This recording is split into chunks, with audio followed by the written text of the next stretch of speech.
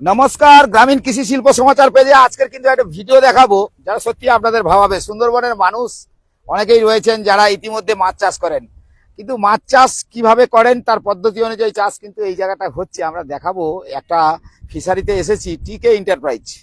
এই টিকে এন্টারপ্রাইজে একটা ফিশারি কোথায়? দক্ষিণ চব্বিশ পরগনার মথুরাপুর পিঁপড়েখালি ব্রিজের কাছাকাছি। আর এখানে এসে দেখতে পাচ্ছি যে হারভেস্টিং হচ্ছে, অর্থাৎ মাছ যে ধরা চলছে, সেই মাছ ধরার ছবিটা তো অবশ্যই দেখাবো। তবে তার পাশাপাশি দেখাই, এই যে ফিশারিটা দেখতে পাচ্ছেন, একটু ঘুরিয়ে ফিশারিটা দেখান। এই ফিশারিটা দেখতে পাচ্ছেন, এটা 165 বিঘা। আপনার কাছে অবাক লাগছে, আপনি হয়তো এত বড় ফিশারি করতে পারবেন না, কিন্তু সুন্দরবনের অর্থকরী ফসল হিসাবে যদি ধরি, এই মুহূর্তে ভেনামি চাষের কিন্তু চাহিদা বেড়েছে। কারণ সুন্দরবনের মানুষ তারা যেমন একদিকে মাছ চাষ করে, তার পাশাপাশি ধান চাষ করে এবং পরিযায়ী শ্রমিক হিসাবে ভিন রাজ্যে কাজ করতে চলে যায়, আর বাদাবন অর্থাৎ মধু সংগ্রহ করতে অনেকে যায় এবং গভীর সমুদ্রে মাছ ধরতেও যায়। কিন্তু ইদানিংকালে দেখা গেছে, যেমন সুন্দরবনের গবেষণা কেন্দ্র রয়েছে কাকদ্বীপের শিবা, অর্থাৎ এই শিবা গবেষণা কেন্দ্রে যারা প্রশিক্ষণ নিয়েছেন এবং প্রযুক্তিতে, বিজ্ঞান এবং প্রযুক্তিকে এগিয়ে আজকের যেভাবে মাছ চাষ হচ্ছে, এক সময় কিন্তু এগুলোতে ভেটকি মাছ এবং বাগদার চাষ হতো এবং বিভিন্ন ছোট ছোট চিংড়ি মাছের চাষ হতো। অর্থাৎ নোনা জল ঢোকার পরে যেটুকু চাষ হতো তাতেই করেই কোনো রকমে তাদের চলে যেত।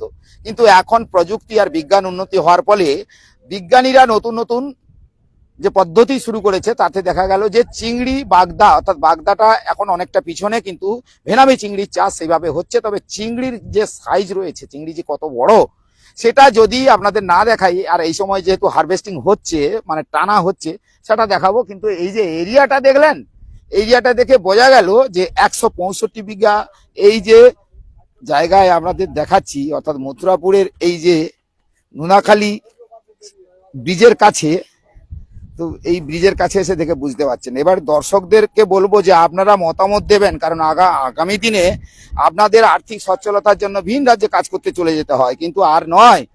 সুন্দরবনের প্রযুক্তি আর বিজ্ঞান যতটা উন্নত হয়েছে এবং বৈজ্ঞানিকরা যেভাবে চিন্তা ভাবনা করছে যে সুন্দরবনকে সাজাবে, তবে বর্তমান সরকার যেহেতু পরিবর্তন হয়েছে, সেক্ষেত্রে সরকারও চাইছে যে কৃষক থেকে শুরু করে মৎস্য চাষী থেকে শুরু করে যারা এখানে বসবাস করে সুন্দরবনে, তাদের যেন আর্থিক সচ্ছলতা ফিরে আসে এবং তারা সুন্দরভাবে জীবনযাপন করতে পারে।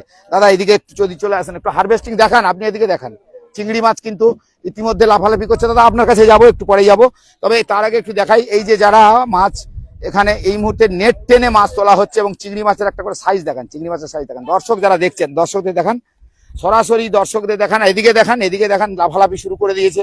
পুরো ঘুরিয়ে ঘুরিয়ে দেখান, ঘুরিয়ে ঘুরিয়ে দেখান, এদিকটা দেখান। টিকে এন্টারপ্রাইজ এই মুহূর্তে যে সমস্ত প্রজেক্ট নিয়েছে, অর্থাৎ টিকে এন্টারপ্রাইজ যারা দায়িত্ব রয়েছেন, তার ম্যানেজারের সঙ্গে তো কথা হবে। তবে টিকে এন্টারপ্রাইজের যে এই মুহূর্তে দেখা যাচ্ছে যে সমস্ত ফিশারিতে ভেনামি চাষ করেছে, সেই ভেনামি চাষের গুণগত মান, আমরা চিংড়ি মাছের যে সাইজটা সেটা যদি আপনাদের ঠিকঠাক দেখাই, তাহলে বুঝতে পারবেন 85 গ্রাম, 80 থেকে 85 গ্রাম কিন্তু এক একটা ভেনামি চিংড়ি হয়েছে। অর্থাৎ বোঝা গেল যে চিংড়ি মাছের সাইজ কিন্তু যথেষ্ট বড়। অর্থাৎ প্রযুক্তি আর বিজ্ঞানকে যেভাবে কাজে লাগিয়ে প্লান্টন যে খাবার, যেটা সায়েন্টিস্ট দেবাশিস দে বারবার বলতেন যে প্লান্টন খাবার কতটা উপকারিতা, সেটা কিন্তু এই চিংড়ি মাছের গ্রোথ দেখে, অর্থাৎ চিংড়ি মাছের যেভাবে বাড়বাড়ন্ত, অর্থাৎ যেভাবে বেড়েছে, সেটা কিন্তু এই যে যারা শ্রমিক মানুষ যারা তুলে আনছেন, এই সময় নেটিং করছেন, তারা কিন্তু দেখিয়ে দিচ্ছে আপনাদেরকে। চিংড়ি মাছের লাফালাফিটা দেখেছেন কিভাবে চিংড়ি মাছ লাফালাফি করছে। আর সরাসরি দর্শক যারা দেখছেন, আমি তো সরাসরি আপনাদের দেখাই, আজকের এই জায়গায় এসে কিন্তু আপনাদের সরাসরি দেখাচ্ছি। দেখুন, প্রথমে আপনারা দেখলেন যে চিংড়ি মাছকে, অর্থাৎ ভেনামি চিংড়িকে ধীরে ধীরে ধীরে ধীরে নেটিং করে ধারে আনা হচ্ছে। অর্থাৎ এইভাবে ধারে আনতে আনতে, এবং দেখেন এই যে গড়াটা, এটা দেখেন কিভাবে একটু মাটি যদি জালের ভেতরে চলেও যায়, কাছাকাছি আসুন না, দেখান এই যে দেখতে পাচ্ছেন কি লাফালাফি শুরু করেছে। আর মাটির তলাটাকে খুব জাঁক দিয়ে, অর্থাৎ জাঁকিয়ে রাখা হচ্ছে এই কারণে চিংড়ি মাছগুলো যাতে এই ভেতর দিকে চলে যায় না, মানে চলে আবার যাতে না ওই আবার এতে চলে যায়, ভেড়িতে চলে যায়, অর্থাৎ এই ফিশারিতে না চলে যায়। কিন্তু লাফালাফি কিন্তু দিব্যি বেশ করছে, দেখে বুঝতে পারছেন, দর্শকরা দেখছেন, দর্শকরা দেখে আপনারা একটু লাইক কমেন্ট অবশ্যই অবশ্যই একটু করুন, দেখুন কোথা থেকে আপনারা দেখছেন। তো এটা দেখে বুঝতেই পারছেন চিংড়ি মাছগুলো কিভাবে লাফালাফি করছে। কিন্তু চিংড়ি মাছের সাইজটা কিন্তু আমরা বললাম, এবারে কিন্তু চিংড়ি মাছগুলো কিন্তু ধীরে ধীরে ধীরে ধীরে একটা জায়গায় আসা শুরু করেছে। আর যিনি ক্যামেরা ধরে রেখেছেন ওনাকে বলবো চিংড়ি মাছ তো দেখাবো। আর চিংড়ি মাছ দেখানোর আগে আমি এই দাদার কাছে একটু যাই। দাদা কিন্তু দীর্ঘদিনের চাষি। দাদা এইদিকে ঘোরেন, আপনি একটু দাদাকে দেখান। দাদা বলছি যে এই এদিকে একটু চলে আসুন। হ্যাঁ, তো আপনি তো চিংড়ি চাষ দীর্ঘদিন ধরে করছেন। এক সময় বাগদা হতো এই সুন্দরবনে, অর্থকারী ফসল হিসাবে তৎকালীন দিনে যেটুকু হতো সেটা কিন্তু পদ্ধতি অনুযায়ী হতো না। এখন পদ্ধতি অনুযায়ী ভেনামি চিংড়ি চাষ হচ্ছে বা সাদা মাছ চাষ হচ্ছে। কিন্তু এই চিংড়ি পিকে এন্টারপ্রাইজের দেখতে পাচ্ছি যে চিংড়ির যে গ্রোথ হয়েছে, যেভাবে বড় হয়েছে, তো মানে আর্থিক সচ্ছলতা ফিরে পাবে তো আপনারা? হ্যাঁ, অবশ্যই অবশ্যই। মাছ বড় হলে ছোট মাছের তো আর ব্যবসা হয় না, মাছ বড় করলে বড় মাছের বড় দাম পাওয়া যায়। এটা আপনার শুধু রাজ্যের বাইরে ভিন দেশেও তো যাচ্ছে? হ্যাঁ, এটা এক্সপোর্ট হয়, রাজ্যে খায় না, এটা বিদেশেই যায়। সব বিদেশে চলে যাচ্ছে। হ্যাঁ। তো বিদেশি অর্থ আসছে তো। হ্যাঁ, ভারতবর্ষে বিদেশি অর্থ। তাহলে সুন্দরবনের মানুষ দেখিয়ে দিতে পেরেছে যে বিদেশি অর্থ কিভাবে আনা যায়। অবশ্যই, সেটা তো এইভাবে চাষ করলে তো। এই চাষ নোনা জল ছাড়া চাষ হয় না সুন্দরবনে। নোনা জলই তো বেশি। হ্যাঁ। তো আপনি একটু এদিকে সরে আসুন, কেন এই মাছের যে লাফালাফিটা দেখে বুঝুন। দাদা কি নাম আপনার? আমার নাম বিশ্বনাথ পাল। আপনি কত বিঘে চাষ করেছেন? আমার কাছাকাছি 100 বিঘা। আর ইনার 165 বিঘে। হ্যাঁ। টিকে এন্টারপ্রাইজের। হ্যাঁ। এই জায়গাটা কোন জায়গা? এটা মথুরাপুর পিঁপড়েখালি ব্রিজ, এই জায়গাটা। পিঁপড়েখালি, মথুরাপুর। হ্যাঁ। অর্থাৎ দক্ষিণ 24 পরগনার মথুরাপুর। হ্যাঁ। তো মথুরাপুর পিঁপড়েখালি এলাকাতে এসে কিন্তু মজা পেলাম, দেখলাম যে এখানকার চিংড়ি মাছের এইবার হালটা দেখান, এবার মাছ দেখান দর্শকদের, ঘুরিয়ে ঘুরিয়ে মাছ দেখান। দর্শকরা একটু খুশি হবেন, কেন এই মাছ আমরা দর্শকদের দেখাতে পেরেছি। টিকে এন্টারপ্রাইজ যে তার এবছরের এই যে এত দুর্যোগপূর্ণ ওয়েদার থাকার পরেও তারা কিন্তু যেভাবে মাছ চাষের পদ্ধতি অনুযায়ী মাছ চাষ করেছে, অর্থাৎ ভেনামি চিংড়ি চাষ করেছে, সেই চিংড়িগুলো যেভাবে লাফালাফি করছে, এই দৃশ্য যদি দর্শক না দেখে না, কিন্তু এরপরে আপনারা দেখতে পাবেন না। কারণ এই দৃশ্য আপনাদের কাছে সচরাচর চোখে পড়বে না। আর সরাসরি আমরা লাইভ দেখাচ্ছি, লাইভটা দেখে আপনারা বুঝতেই পারছেন। তো আপনাদের কাছে এই লাইভ দেখানোর কারণ হচ্ছে, আপনি যদি চাষি হয়ে থাকেন, আপনার যদি চাষবাস করার ইচ্ছে থাকে, তাহলে কিন্তু আপনাদেরকে বিজ্ঞান আর প্রযুক্তি অনুযায়ী যেভাবে চাষ করলে চাষ হবে, সেটা কিন্তু আপনাদের করতে হবে। চলুন আমরা ধীরে ধীরে ওই সাইডের দিকে একটু যাই, কারণ এখানে যারা মাছ তুলছে তাদের সেক্ষেত্রে অসুবিধা হবে। আমরা কোনো অসুবিধা করব না, কারণ আমরা ওই দিকটা যেতে যেতে ওই মাথা থেকে দেখাবো। চলুন একটু দর্শকদের দেখান, এইগুলো দর্শকদের দেখান, দর্শকরা খুশি হবে। দেখান।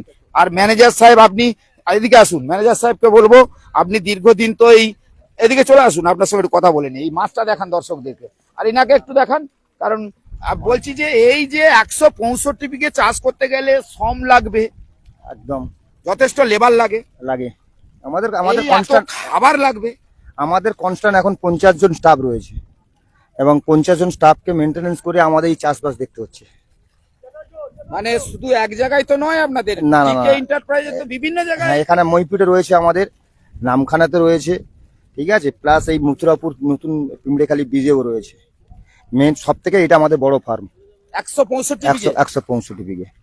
তো আর্থিক সচ্ছলতার দিক দিয়ে তো যত খরচা হোক না কেন, রোজগার তো ঠিক জায়গায় আছে। আসছে আমাদের মাছটা যদি আমরা ঠিক মতো বড় করতে পারি, তাহলে আমাদের লাভবান, মানে দুটো পয়সা লাভ দেখতে পাবো। যদি মাছটা আমরা ঠিক মতো ফসলটা যদি না করতে পারি, তাহলে আমরা লাভটা খুঁজে পাবো না, আমরা লসটাই পাবো। কি নাম আপনার? আমার নাম সুখদেব গিরি। তো চলুন, ম্যানেজার বাবু, সুখদেব বাবু তিনি বলে দিলেন যে এখানে 50 জন স্টাফ কিন্তু কন্টিনিউ কাজ করতে থাকে। তবে ফিশারি যে পরিধি 165 বিঘে, সত্যি সুন্দরবনের এত বড় জায়গা জুড়ে পিকে এন্টারপ্রাইজ করেছে, শুধু নিজেদের জন্য নয়, প্রত্যেকের জন্য কিন্তু তারা এই ব্যবস্থা করেছে। কারণ এখানে যে শ্রম দেবেন, যে কাজ করবেন, সেও কিন্তু একটা পয়সা পাবেন। আর যারা বিভিন্ন জায়গা থেকে কাজ করতে আসবেন, তারাও পয়সা পাবেন। গাড়ি মালিক পয়সা পাবেন, গাড়ি করতে বহন করতে হবে, সেও পয়সা পাবেন। যারা কাজকর্ম করছে, যারা ওষুধ দিচ্ছে, যারা দিচ্ছে, প্রত্যেকেই কম বেশি করে আর্থিক সচ্ছলতা পাবে। যদি টিকে এন্টারপ্রাইজ বেঁচে থাকে, তাহলে টিকে এন্টারপ্রাইজকে বেঁচে রাখাতে হবে। এবং চলুন কাছাকাছি চলুন, মাছ দেখান, দর্শকদেরকে মাছ দেখান। এইসব মাছগুলো দর্শকরা খুব কম দেখে, তাদের চোখে কম পড়ে। আমরা একটু তুলে যেহেতু সরাসরি দেখাচ্ছি, একটু দর্শকদেরকে দেখান। এই দর্শকদেরকে দেখান। দেখুন কিভাবে মাছ তোলা হয়। এই যে মাছ তোলার পরে ক্যারেট ক্যারেট করা, ওই যে প্লাস্টিকের যে সমস্ত যে ক্যারেট গুলো রয়েছে ওর মধ্যে ভরা হবে। তবে মাছটা যে এই জায়গায় জমায়েত হয়েছে, এখনো এদিকে প্রচুর মাছ রয়ে গেছে। তবে যাই হোক না কেন, মাছটা দর্শক যারা দেখছেন, দর্শকদেরকে বলবো যে এইভাবে আপনারা হয়তো মাছ দেখেছেন, কিন্তু চিংড়ি মাছের যে সাইজ, এই যে ভেনামি চিংড়ির যে একটা পিসের সাইজ হচ্ছে 80 থেকে 85 গ্রাম। এই 80 থেকে 85 গ্রাম চিংড়ি করতে গেলে আমি একটু এই যে এলাকায় দাদা 80 থেকে 85 গ্রাম চিংড়ি করতে গেলে কতদিন সময় লাগে? এটা এটা 80-85 না, এটা 50 গ্রাম। এটা 50 গ্রাম, হ্যাঁ, 140 দিন টাইম লাগবে। 140 দিন টাইম লাগে। হ্যাঁ, তারপরে মাছটা তুলে দিতে হবে। না যখন 30 গ্রামে ধরা হয়, এখন 30 গ্রামের দাম সেভাবে ভালো নেই বলে সবাই 40-50 দিকে ঝুঁকছে। মানে এটা এখন 50 গ্রাম। হ্যাঁ এর আগেরটা ছিল তো বড়। হ্যাঁ, এর আগেরটা ওই 50-52 মধ্যেই সব আছে। 50-52 মধ্যে সব আছে। চিংড়িটা দেখান, চিংড়িটা দেখান, দর্শকরা দেখছে, চিংড়িটা দেখান। একটু দরকার হলে এদিকে সরে আসুন, যাতে অসুবিধা না হয়। যারা কাজ করছে তাদের দেখান একটু, তারা যে কাজ করছে তাদের একটু দেখান, কারণ তারা এই যে অপেক্ষা করে আছে। এই যারা সরাসরি যারা দর্শকরা দেখছে, দর্শকদেরকে বলবো, আপনি যদি চিংড়ি চাষ করতে চান বা চিংড়ি পদ্ধতি অনুযায়ী চাষ করতে চান, অর্থাৎ ভেনামি চিংড়ি, হয়তো আর্থিক সচ্ছলতা ফিরে পাবেন, কিন্তু আপনাকে পরিকাঠামো তৈরি করতে হবে, অর্থাৎ সেইভাবেই করতে হবে। নোনা জল লাগবে, ফিশারি লাগবে। আপনার যদি পোষকত জায়গা থাকে, সেই জায়গায় আপনি এটা করতে পারবেন। তো এই কারণে আমি আপনাদেরকে বলছি, আপনাদের দেখাচ্ছি। তো সেক্ষেত্রে আপনাদের এই এক কথাই বলা যে আপনারা বাড়িতে বেকার যুবকদের জন্য একটা বড় বার্তা। সেই বার্তাটা এই কারণেই যে দেখে বুঝতে পারছেন যে এইরকম চিংড়ি চাষে কতটা কি লাভবান হবে সেটা। তো এটা দেখছেন, তো বুঝতে পারছেন। তো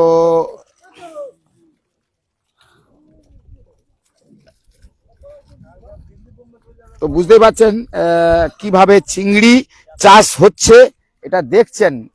আর আমাদের তো সারা পৃথিবী জুড়ে মানুষ, আমরা অনেকেই জানে না, আমাদের লাইভ যেখানে হয়, লাইভ যেখানে দেখানো হয়, সেই লাইভটা কিন্তু অনেকেই দেখেন। আর এই লাইভটা আমরা কেন দেখাচ্ছি, যে এই লাইভটা দেখাচ্ছি যে আপনি যদি কৃষক বা চিংড়ি চাষি হয়ে থাকেন, বা আপনি চাষ করার ইচ্ছে প্রকাশ করেন, তাহলে কিন্তু আপনাকে যোগাযোগ করে পদ্ধতি অনুযায়ী চাষ করুন। আপনার এলাকার আর্থিক সচ্ছলতা ফিরে আসুক, শ্রমিকরা বেঁচে থাকুক, তারা, কারণ তাদের একটা কর্মসংস্থান হোক। এটা দেখে আপনার কি মনে হচ্ছে? সবকিছু মিলিয়েই আজকের এই ভিডিওটা আপনাদের দেখাচ্ছি।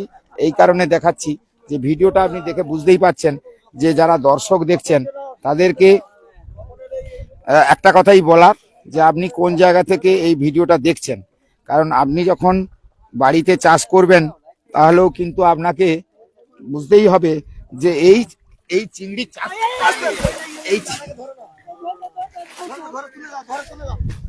এই চিংড়ি চাষ করতে গেলে যতই সমস্যা হোক, সমস্যা হলেও আমরা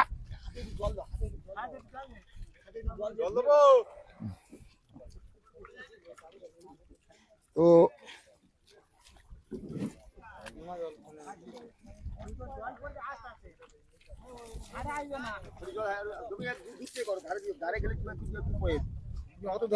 তার মানে আমি এই যে রিস্ক নিয়ে দেখালাম, পড়েও গেলাম, সেই ভিডিও হয়তো দেখাতে পারবো না, পড়ে গেছি, দেখাতে পারলাম যে আমিও কিন্তু জলে নামতে পারি।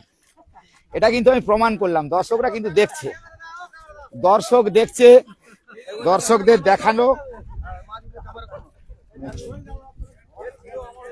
তো দর্শক এখনো কিন্তু দেখছে, লাইভ কিন্তু আমরা কাটিনি, লাইভটা কিন্তু আমরা সরাসরি দেখাচ্ছি। লাইভটা যারা দেখছেন, তো লাইভটা এই যে জলে যেভাবে পড়ে গেলাম, কিন্তু আপনারা ভাবলেন যে এই যে ঝুঁকি, এই ঝুঁকি কিন্তু আমরা নিয়ে থাকি। এই যে ঝুঁকিটা আমরা নেই, সেই ঝুঁকিটা দেখে আপনারা বুঝতে পারলেন যে ঝুঁকি যদি জীবনে না কিছু নেওয়া হয়, তাহলে আপনাকেও আমি কিছু দেখাতে পারতাম না। আমি, ওরা হয়তো একটু হাস্যকর, একটু হাসছে, কিন্তু আমি কিন্তু ভেবে রেখেছি যে যতই জীবনের ঝুঁকি হোক, আমাদের কিন্তু সেই প্রতিক্ষণে প্রতি পদে আমরা ঝুঁকি নিয়েই কিন্তু কাজ করে বেড়াই। তো সেক্ষেত্রে যে ভেনামি চিংড়ি, এটা সরাসরি যারা দর্শক দেখছেন, এইভাবে তোলা হচ্ছে, এখানে নিয়ে আসা হচ্ছে। এই যে চিংড়িটা দেখেছেন, চিংড়িটা দেখেছেন, দেখে বুঝতে পারছেন। আর আমি এরপরে আপনাদেরকে বলবো যে আপনারা একটু দেখতে থাকুন যে আজকের এই যে চাষটা যারা করেছে সেই হচ্ছে পিকে এন্টারপ্রাইজ। পিকে এন্টারপ্রাইজ তারা কিন্তু চিংড়ি চাষ এভাবে করেছে, দেখে বুঝতে পারছেন, দেখতে পাচ্ছেন। তো আমি সরাসরি দেখাচ্ছি। তো এটা দেখতে থাকুন। চিংড়ি মাছের সাইজটাও বললেন 50 গ্রামের কাছাকাছি। তো যাই হোক, তো এই চিংড়ি মাছের সাইজটা আপনারাও দেখে বুঝতে পারছেন। আর আমি এখনো লাইভে রয়েছি, দেখছেন কিভাবে চিংড়িগুলোকে একটা নেটের মধ্যে ঢুকিয়ে দেওয়া হচ্ছে, মানে নেটে করে নেওয়া হচ্ছে, তাতে করে ট্রেতে তুলতে পারবে সেইভাবেই। তো যাই হোক, এই আমাদের এগুলো বিজ্ঞান ভিত্তিক নাম নয়, এগুলো এই দেশের এইখানকার নাম। কে বলে হাতা, কে বলে ভাপা, হাপা বলে। তো এটা যাই হোক, আপনারাও বুঝতে পারবেন না যে হাপা কোনটা ভাপা কোনটা, আমারও জানা নেই। তবে দর্শকরা হয়তো আপনারা লাইক কমেন্ট করে বুঝতে পারবেন, বলতে পারবেন। তো আমি এটা দেখাতে পারলাম, আপনাদের কেমন লাগলো তো এখন দেখতে থাকুন। কারণ আমি বেশ কিছু ভিডিও আপনাদের জন্য করব, কারণ আপনাদের জন্য দেখাবো যে এই চিংড়ি মাছগুলো যেগুলো চাষ হচ্ছে, চিংড়ির সাইজটা দেখেছেন, এই দেখুন, এই চলে যাচ্ছে, মাথায় তোলা হয়ে গেল। এটা আবার সেই গাড়ির কাছে চলে যাবে, আর সেই গাড়ির কাছে যাওয়ার পরে আবার দেখানো হবে, অর্থাৎ সেই গাড়িতে মাল কিভাবে উঠে চলে যাচ্ছে। তো যাই হোক, এতক্ষণ আপনারা তো দেখলেন, সবাইকে বলবো যে চোখ রাখুন, দেখতে থাকুন।